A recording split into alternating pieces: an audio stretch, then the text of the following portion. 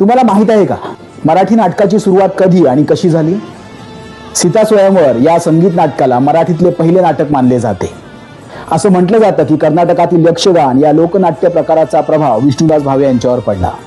त्यांनी हा प्रयोग पाहून महाराष्ट्रातही असं काहीतरी करण्याचा विचार केला आणि ते प्रत्यक्षात आणलं. ते यक्षगान लोकनाट्य शिकण्यासाठी कर्नाटकात गेले. 1842-43 मध्ये त्यांनी सांगली येथे सीता स्वयंवर हे नाटक सादर केलं. त्यानंतर त्यांनी विविध पौराणिक नाटकांवर आधारित संगीत नाटकं सादर केली.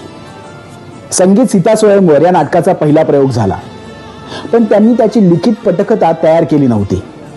या नाटकाला गाणी आणि संगीत याला अधिक महत्त्व होते. तसेच त्यांनी यक्षगानप्रमाणे रंगमंचाचे वातावरण तयार केले होते. फक्त सांगलीतच नव्हे तर महाराष्ट्रात अनेक ठिकाणी, तसेच इंदोरमध्ये झाशीच्या राणीसमोरही त्यांनी नाटकांचे प्रयोग केले. असं म्हणू शकतो की तिथून मराठी रंगभूमीची सुरुवात झाली आणि ती आजतागायत सुरू आहे.